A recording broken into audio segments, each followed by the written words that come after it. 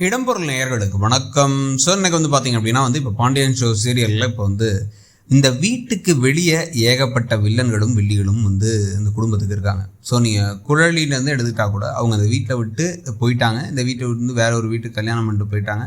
ஆனாலும் இங்கே அப்பப்போ குடைச்சலை கொடுத்துக்கிட்டு ஏதாச்சும் நிம்மதி இல்லாமல் ஏதாச்சும் வார்த்தைகளை விட்டுட்டு ரொம்ப பொருளுக்கு ஆசைப்பட்டு இருக்க ஒரு கேரக்டராக தான் இருக்காங்க. நல்ல வேலை அவங்க அந்த வீட்டில் இல்லை அப்படிங்கிறதுல நம்மளும் பரவாயில்லன்னு சொல்லி ஒரு தெளிவாக இருக்கும்.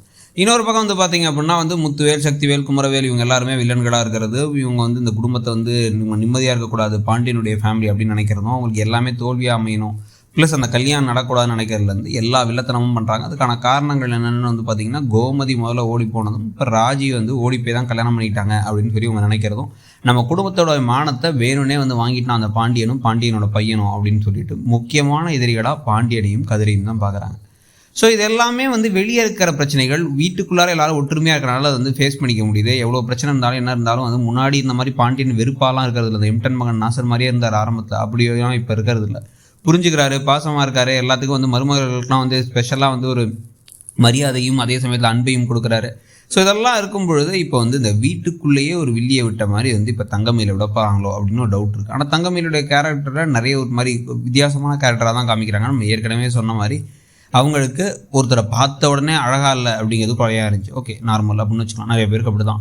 இன்னொரு பக்கம் பார்த்தீங்க அப்படின்னா என்ன கேட்காம எனக்கு பிடிச்ச ட்ரெஸ் எல்லாம் அவங்களே ட்ரெஸ் எடுத்துக்கிறாங்க அப்படிங்கிறத கூட நமக்கு புரிஞ்சிக்க முடியுது. ஆனால் எங்கே நமக்கு சுத்தமாக ஒத்து வரலைன்னா அவங்க அம்மா சொல்கிற எல்லா பொய்யுக்கும் தலையாட்டிட்டு இப்போ அங்கே போயிட்டு 1 லட்ச ரூபாய்க்கு சாரீ எடுக்கிறதும் 3 நாள் கல்யாணம் வேணுங்கிறதும் அப்படின்னு சொல்லிட்டு இதெல்லாம் தன்னுடைய வீட்டால் 10 பைசா கொடுக்க முடியாதுன்னு தெரிஞ்சு மற்றவங்க வீட்டில் பரவாயில்ல அவங்க செலவழிக்கிட்டோம் அப்படின்னு நினச்சி பண்ணுறது எல்லாமே ரொம்பவே கொஞ்சம் மோசமான ஒரு விஷயம்தான்.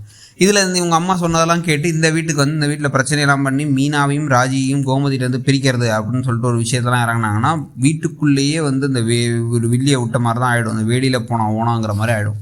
ஸோ ஆனால் அதுக்கு முன்னாடி இந்த கல்யாணம் நடக்குமா நடக்காதாங்கிறது தான் ஒரு முக்கியமான கேள்வி. அதில் முக்கியமான விஷயமா இருக்கிறது என்ன அப்படின்னா, சும்மா கடந்த குமரவேலையும் முத்துவேல் சக்தி வேலையும் பாண்டியன் நேற்று நல்லா சீண்டி விட்டார். அவர் என்ன சொல்கிறார் அப்படின்னா நாங்களே தேடினா கூட இப்படி எவ்வளோ தேடி இருந்தாலும் இதை விட சூப்பராக ஒரு பொண்ணை கண்டுபிடிச்சிருக்க முடியாது. அப்படி ஒரு பொண்ணு குணவதி, அவங்க வீடு அப்படி ஒரு வீடு எல்லாம் அவ்வளோ சூப்பராக எங்களுக்கு அமைஞ்சிருச்சு. இதெல்லாம் பார்த்தா சில பேருக்கு பொறாமையாக தானே இருக்கும். அப்படி இப்படின்னு பேசிகிட்டு இருக்கும்போது அப்படி என்னடா எந்த ஊடுறாங்க, ஒரு ஊர் தான் இருக்குது, இந்த ஊர் சின்ன ஊர் தான், நம்ம இந்த ஊரில் பெரிய கை, நமக்கு தெரியாமல் எந்த குடும்பம் அது விசாரி அப்படின்னு விசாரிக்கும் பொழுது இந்த குடும்பத்தை பற்றி எல்லா உண்மைகளும் தெரிஞ்சுட்டு இவங்க நல்லா கல்யாணத்துக்கு எல்லா ஏற்பாடுகளும் பண்ணி செலவெல்லாம் பண்ணிட்டு இருக்க நேரத்தில் கதவை தட்டி அப்புறம் ஏதோ பொண்ணு சூப்பராக பார்த்துருக்கீங்களாமே, அந்த பொண்ணு முதல்ல படிச்சிருக்கான்னு கேட்டிங்களாமா, அந்த பொண்ணோட வயசு என்னன்னு கேட்டிங்களா, அந்த பொண்ணு வீட்டில் எத்தனை பவுன் போட முடியும்னு கேட்டிங்களா, 6 பவுனுக்கு மேலே 1 பவுன் போட முடியாதான் அவங்களால, உங்கள்கிட்ட 80 பவுன்னாங்களா, எல்லாம் பொய். இப்படி ஒரு பொய்க்கார குடும்பத்தில் பொண்ணு எடுத்துகிட்டு இதில் திமிரு பேச்சு வேறு பேசிகிட்டு இருக்கியா நீ எல்லாம் அப்படின்னு சக்திவேலோ முத்துவேலோ கிண்டல் பண்ணிட்டு போயிட்டாங்கன்னா கல்யாணமே நிற்கிற அளவுக்கு பிரச்சனைகள் ஆகிடும்.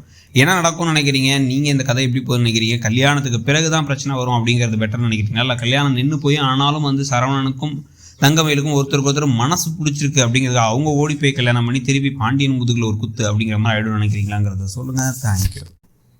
இடம்பொருள் நேயர்களுக்கு வணக்கம். சார் இன்னைக்கு பார்த்தீங்க அப்படின்னா இப்போ பாண்டியன் ஷோ சீரியலில் இப்போ இந்த வீட்டுக்கு வெளியே